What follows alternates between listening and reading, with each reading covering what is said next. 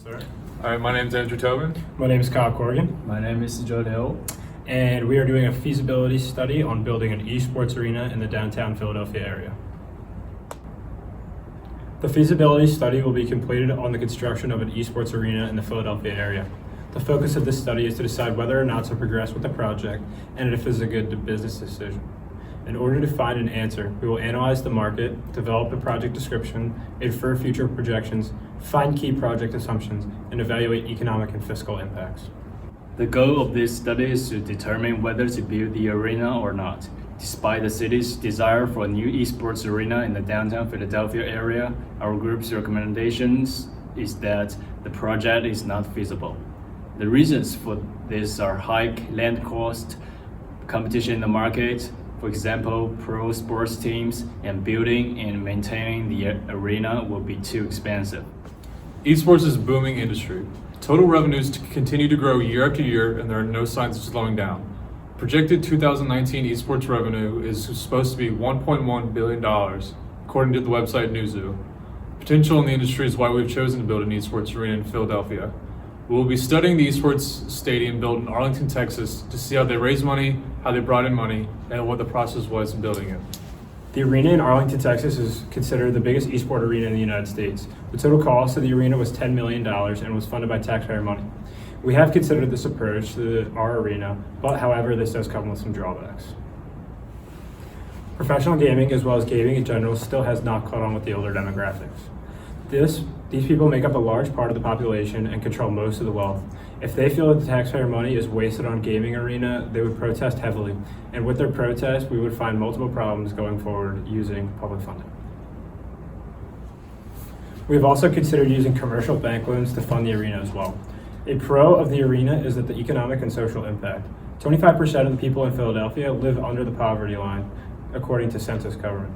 People could take up jobs as ushers, concession workers, etc. at the arena, as well as a second job to earn extra money. Also, the construction of the arena will employ a good amount of local people. The social impact of the arena is also very exciting. The existing perceptions of the city will still be there, but a new esports arena can help give Philly a more technological perspective.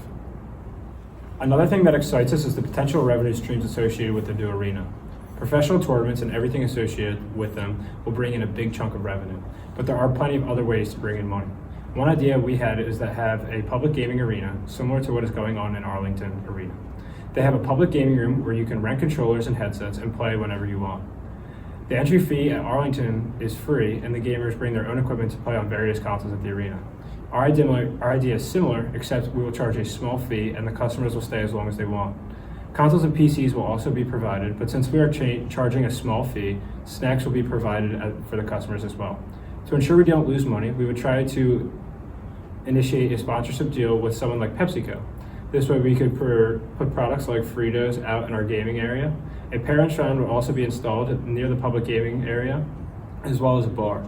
There are not many parents who want to watch their kids play games for several hours on end, so we had our idea to provide them with a place to socialize and get some work done.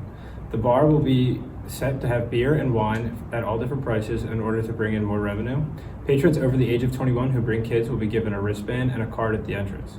This wristband lets the bartenders know they are responsible for children, and a card has a 5-drink limit. Patrons over 21 with no children will not be given a wristband, and it will be up to the bartender's sense of judgment to keep serving them if they have not had too much to drink.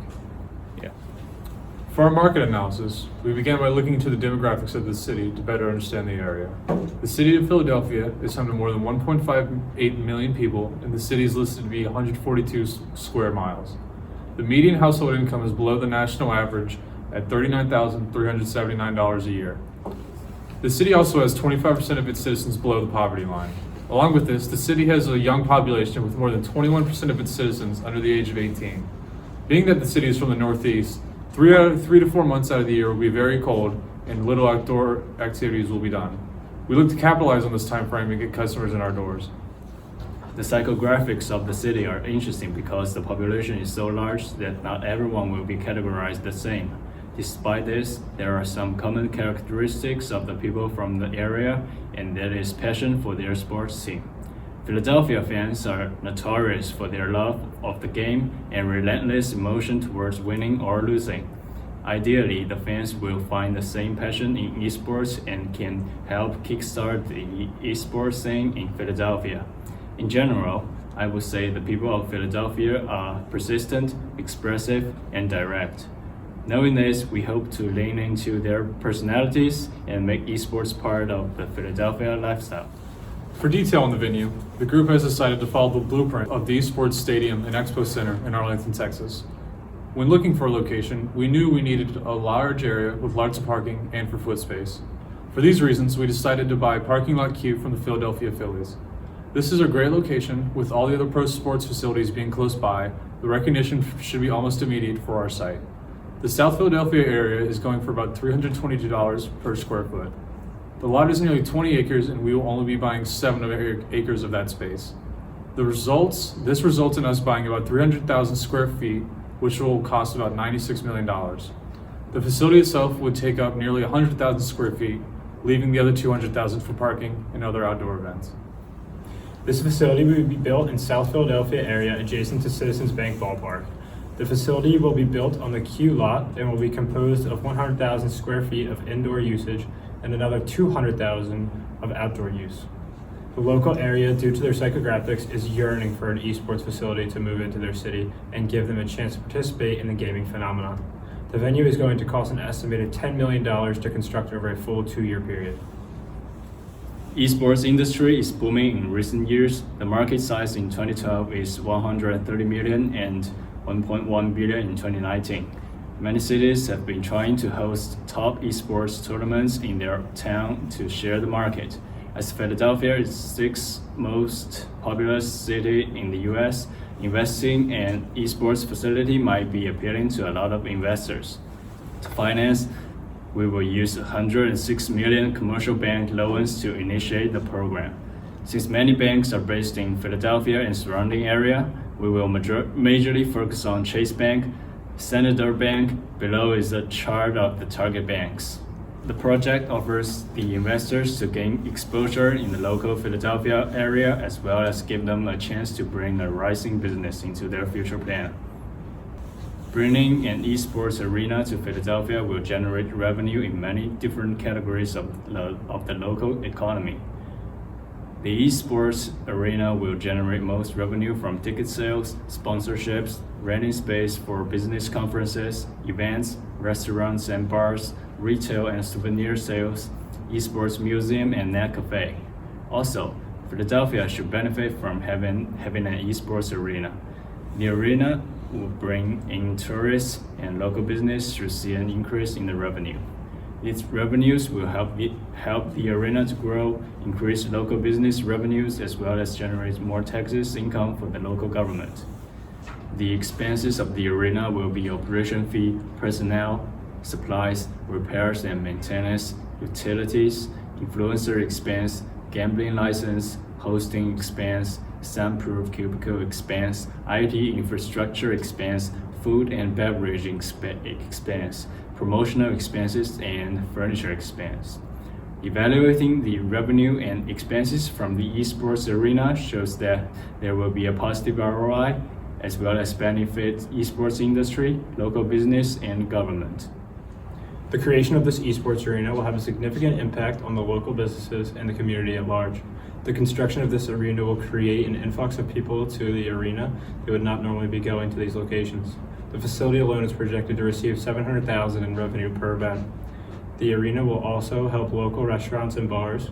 We are projecting restaurants and bars to bring in nearly $2 million per year due to the esports related events.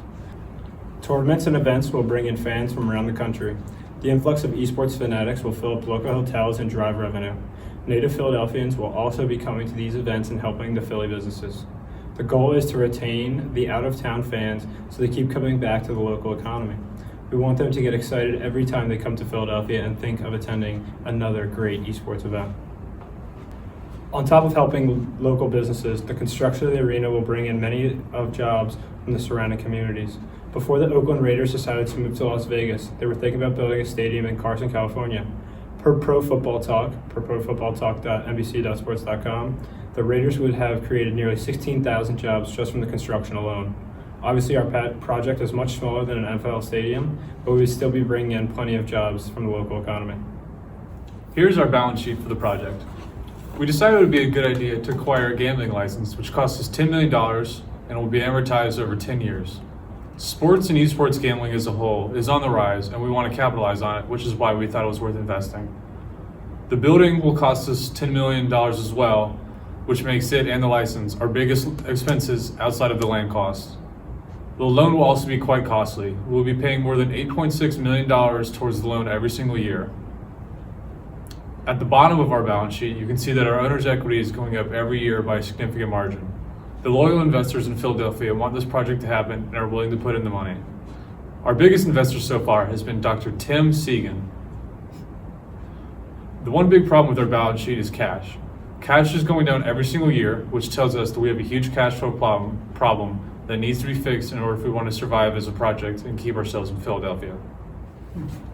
Two big things stand out when you look at our statement of cash flows. The first is how little money is coming from the investing section.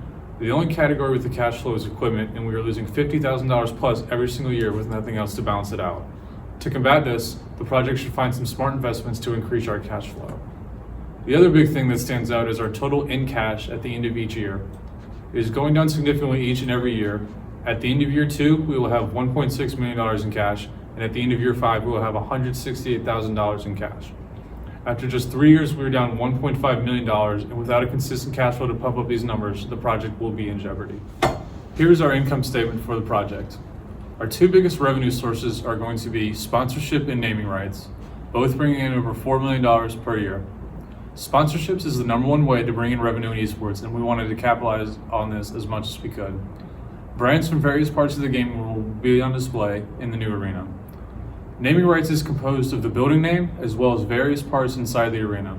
For example, we will be naming the public gaming area after our largest investor, Dr. Tim Segan, and it will be called the Segan Gaming Corner. For expenses, our two largest are personnel and hosting fees. Employees will be a huge expense no matter what the business is, so that was not unexpected. The hosting expense refers to big gaming companies charging venues to host events where their specific games will be played. For example, Blizzard makes League of Legends and charges each venue a fee to host League of Legends events and tournaments. The main focus of the income statement, however, is net income. As you can see, our net income is negative every single year. After 5 years, we are projected to lose a total of $2.8 million. Here's our T account for the first year. As you can see, the initial loan and money from equity investors makes up a large portion of our debit section, where we ended up with a total of $150,542,250. For credits, we added back depreciation and the amortization of the gambling license, and ended up with a total of $146,214,393, the large portion of that section coming from land. After we subtract credits from debits, we ended up with a total of $4,327,857 in cash for year 1. Here's our loan amortization schedule for the project. Our initial loan was $106 million. During year 1, we will be making a principal payment of $8,632,726.40. Each consecutive payment is listed below. Our first interest payment will be $441,666.67. Our interest rate for this loan was 5%, which is a standard in the Philadelphia area based on our research. Here's our straight line depreciation schedule. Our building costs $10 million with a useful life of 20 years, so each year we'll have a depreciation cost of $500,000 per year. Equipment costs us $2,690,000 with a useful life of 5 years, so each year we'll have a depreciation cost of $538,000. The total depreciation cost per year will end up being $1,038,000. Land does not depreciate, so we did not take that as part of our calculations. Here's our amortization schedule. Our gambling license cost us $10 million and has a useful life of 10 years, so the depreciation cost will be $1 million per year, and that will be the total depreciation cost. After developing this feasibility study, it has become clear that this project will not be attainable. Despite this being a great opportunity for the city and the Philadelphia community at large, it just does not work from a financial standpoint. The Philadelphia market is great in yearning for new esports arena, but primarily because of the land cost, this project is too expensive. The location is a hotspot for sports fans, and if it were not for the cost per square foot, this would be a smart development. In our professional opinion, we would suggest trying to stay in the city of Philadelphia, but downsize the size of the venue and reduce the cost of land if development of this project were to continue. I'm Sizhe Liu. I'm Kyle Corrigan. And I'm Andrew Tobin, and this is our feasibility project. Great. Boys! Woo!